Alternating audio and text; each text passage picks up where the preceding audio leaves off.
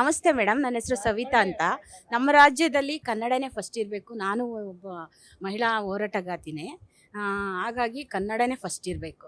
ಆದರೆ ಈ ಸಮಯದಲ್ಲಿ ಹಿಂದಿ ಹೇರಿರೋದು ತುಂಬ ಪ್ರಾಬ್ಲಮ್. ಯಾಕೆಂದರೆ ವಿದ್ಯಾರ್ಥಿಗಳ ಮೇಲೆ ತುಂಬ ತೊಂದರೆ ಆಗ್ತಾ ಇದೆ. ಅದೇ ನಮ್ಮ ಸ್ನೇಹಿತರು ಹೇಳಿದ್ರು, ನಮ್ಮ ಮಗಳು ಕಣ್ಣೀರಾಗ್ತಾ ಇದ್ದಾಳೆ ಅಂತ. ನನಗೆ ಬೇಜಾರಾಗೋಯ್ತು. ಆದರೆ ನಾನು ಕನ್ನಡ ಶಿಕ್ಷಕಿನೂ ಆಗಿದ್ದೀನಿ.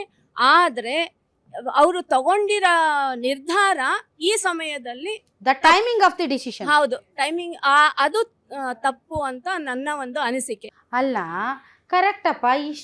ಇಷ್ಟು ಇಡೀ ವರ್ಷ ಓದಿಸಿ, ಇಡೀ ವರ್ಷ ಒತ್ತಡ ಕೊಟ್ಟು, ಇನ್ನೇನು ಎಕ್ಸಾಮ್ ಬರೆಯೋಕೆ 2 ದಿನ ಇದೆ ಅಂದಾಗ ಹಿಂದಿ ಇಲ್ಲ ಅಂದುಬಿಟ್ರೆ, ನಾವು ಮಾರ್ಕ್ಸ್ ಪರಿಗಣನೆಗೆ ತಗೊಳ್ಳಲ್ಲ ಅಂದುಬಿಟ್ರೆ, ಈ ಮಕ್ಕಳ ಮಾನಸಿಕತೆಯ ಮೇಲೆ ನೀವು ದಬ್ಬಾಳಿಕೆ ಮಾಡಿದ ಹಾಗೆ. ನಾನು ಹೇಳ್ತಿರೋದು ಇದು ಸರಿನಾ ತಪ್ಪ ಅಲ್ಲ, ತೆಗೆದುಕೊಂಡಿರುವ ನಿರ್ಧಾರ ಸರಿನಾ ತಪ್ಪ ಅಲ್ಲ.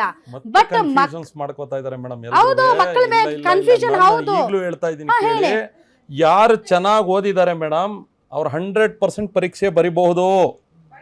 ಯಾರನ್ನು ಇಲ್ಲಿ ನೀವು ಬರಿಬೇಡಿ ದಯವಿಟ್ಟು. ಇಲ್ಲ ಕನ್ಫ್ಯೂಸ್ ಇಲ್ಲ. 1 ನಿಮಿಷ ಮೇಡಮ್, ನಾವು ಈ ಸಂದರ್ಭದಲ್ಲಿ 525 ಏನು, 525 ಮಾರ್ಕ್ಸ್, 625 ಏನು, ಅದು ಮಾರ್ಕ್ಸ್. ನೀವು 525 ಗ 625 ಗ ಈಗ ಬರೆಯೋದು. ಈಗ 525 ಗೆ ಅದು ಪರ್ಸೆಂಟೇಜ್ ಲೆಕ್ಕ ಆಗೋದು 525 ಗೆ ಮೇಡಮ್. ಈಗ ಬೈ ಚಾನ್ಸ್ ಇಲ್ಲಿ ಹೇಳ್ತೀನಿ ಕೇಳಿ. ಅಲ್ಲ, 525 ಯಾಕಾಗುತ್ತೆ ಸರ್? ಇಡೀ ವರ್ಷ ಓದಿರ್ತಾರಲ್ಲ. ಅಲ್ಲ, ಈಗ ನನಗೆ ಬಿಟ್ರೆ ನಾನು ಮಾತಾಡ್ತೀನಿ, ನೀವು ಈ ಕ್ವಶನ್ ಆನ್ಸರ್ ತರ ಹೇಳ್ರಿ. ನಾನು ಹೇಳ್ತೀನಿ. ಈಗ 525 ಯಾಕೆ 625 ಓದಿರ್ತಾರಲ್ಲ ಮಕ್ಕಳು? 525 ಗೆ ಮೇಡಮ್ ಮಾರ್ಕ್ಸ್ ಈಗ ಕಂಪ್ಲೀಟ್ ಕಟ್ ಆಫ್ ಆಗಿರೋದು 525. ಯಾಕಾಗಿದೆ? ಈಗ ಅದನ್ನ ನಿಲ್ಸಿರೋದು ಎಕ್ಸಾಮ್ 2 ದಿನ ಇದ್ದಾಗ ಯಾಕಾಗತ್ತೆ ಸರ್? Correct madam. ಎಕ್ಸಾಮ್ 2 ದಿನ ಇದ್ದಾಗ 3 ದಿನ ಇದ್ದಾಗ ಅನ್ನೋದು ಬರಲ್ಲ.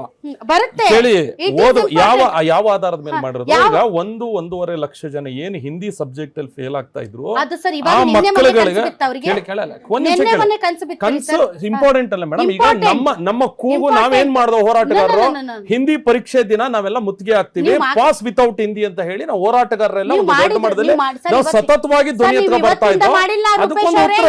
ನೀವು ಮಾಡಿಲ್ಲ, ನಿಮಗೆ ಉತ್ತರ ಸಿಕ್ಕಿದೆ ಇಲ್ಲ ಅಂತಿಲ್ಲ. ನಿಮ್ಮ ಹೋರಾಟ ತಪ್ಪು ಅಂತಾನು ನಾನು ಹೇಳ್ತಾ ಇಲ್ಲ, ನಿಮ್ಮ ಉದ್ದೇಶ ತಪ್ಪು ಅಂತಾನು ಹೇಳ್ತಾ ಇಲ್ಲ, ಮತ್ತು ತೆಗೆದುಕೊಂಡಿರುವಂತ ನಿರ್ಧಾರನೂ ತಪ್ಪು ಅಂತ ನಾನು ಹೇಳ್ತಾ ಇಲ್ಲ. ಆದರೆ ದ ಟೈಮಿಂಗ್ ಆ ವಿಚಾರದಲ್ಲಿ, ಯಾಕೆ ಅಂದ್ರೆ ಇಡೀ ವರ್ಷ ಓದಿ ಮಕ್ಕಳು ಅದಕ್ಕೆ ಎಫರ್ಟ್ ಹಾಕಿ ಕಲ್ತು ನಾಳಿದ್ದು ಎಕ್ಸಾಮ್ ಬರೀಬೇಕು ಅನ್ನುವಾಗ ನೀವು ಇಲ್ಲ ಆ ಅಂಕಗಳನ್ನ ಪರಿಗಣಿಸಲ್ಲ ಅಂದ್ರೆ, ನೀವು ವಿದ್ಯಾರ್ಥಿಗಳ ಅವರ ಮನಸ್ಥಿತಿಯ ಮೇಲೆ ನೀವು ಮಾಡ್ತಾ ಇರುವಂತ ಚೆಲ್ಲಾಟ.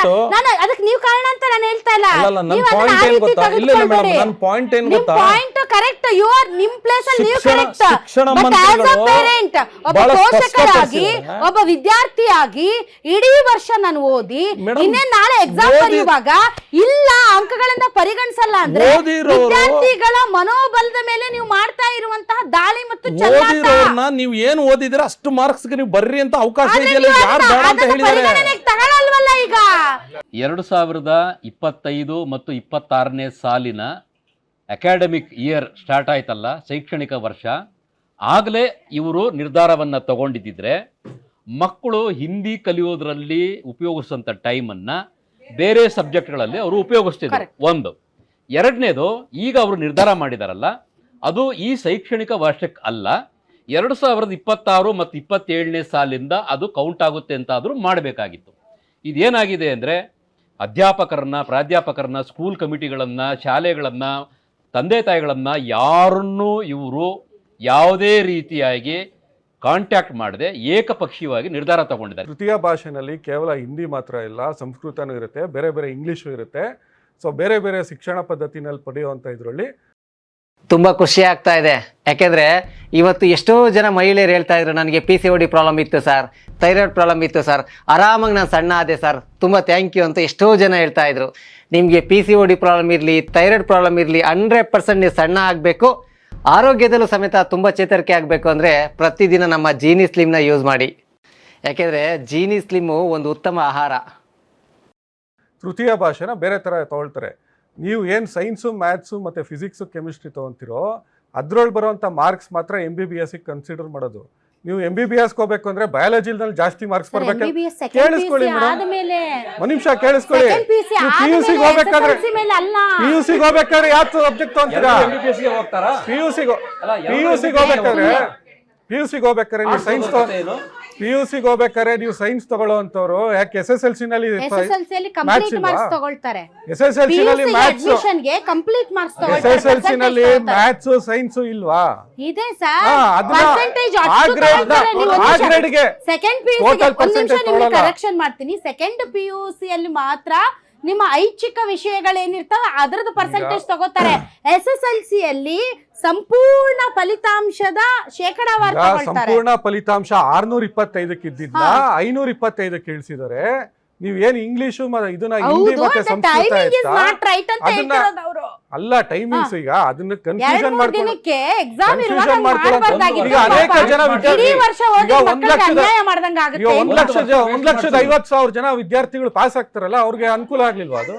ರಾಜ್ಯಕ್ಕೆ ಪ್ರಾದೇಶಿಕ ಭಾಷೆಗೆ ಶಿಕ್ಷಣ ನೀತಿಗೆ ನಾವೊಂದು ಕಾನೂನು ತಗೋಬತ್ತೀವಿ. ಕುಮಾರಣ್ಣವ್ರ ಕೆಲಸ ಮಾಡೇ ಮಾಡ್ತಾರೆ. ನಾವು ಕನ್ನಡಿಗರ ಪರವಾಗಿ ಕೆಲಸ ಮಾಡ್ತೀವಿ.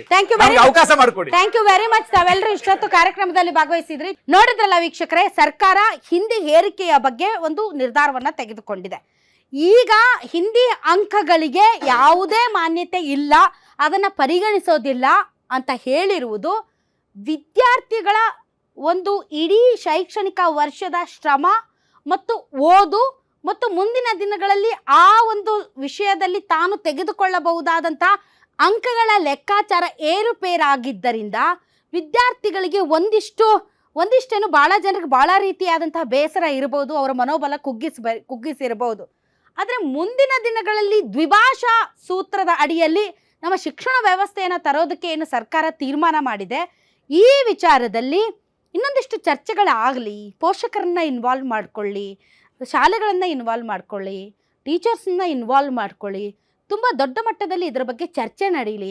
ಚರ್ಚೆ ನಡೆದು ಆ ವಿಚಾರದಲ್ಲಿ ಒಂದು ಸೂಕ್ತವಾದಂಥ ತೀರ್ಮಾನ ತೆಗೆದುಕೊಳ್ಳಬೇಕು. ಬಟ್ ಡೆಫಿನೆಟ್ಲಿ ಕನ್ನಡವೇ ನಮ್ಮ ಉಸಿರು, ಕನ್ನಡವೇ ನಮ್ಮ ತಾಯಿ. ಕನ್ನಡದ ಮೇಲೆ ಇನ್ನೊಂದು ಭಾಷೆಯ ಹೇರಿಕೆ, ಕನ್ನಡದ ಮೇಲೆ ಇನ್ನೊಂದು ಭಾಷೆಯ ಶ್ರೇಷ್ಠತೆಯ ಬಗ್ಗೆ ನಮಗೆ ಭಾಷಣ ಹೊಡೆಯಕ್ಕೆ ಬಂದರೆ ಮಾತ್ರ ನಾವು ಸುಮ್ಮನೆ ಇರೋದಿಲ್ಲ. ಇದು ಕನ್ನಡಿಗರ ಒಕ್ಕೊರಲಿನ ಅಭಿಪ್ರಾಯ ಅಂತ ಹೇಳ್ತಾ ಇವತ್ತಿನ ವಿಶೇಷ ಕಾರ್ಯಕ್ರಮವನ್ನು ಮುಗಿಸ್ತಾ ಇದ್ದೀವಿ. ಗ್ಯಾರಂಟಿ ನ್ಯೂಸ್, ಸುದ್ದಿ ಖಚಿತ, ನ್ಯಾಯ ನಿಶ್ಚಿತ.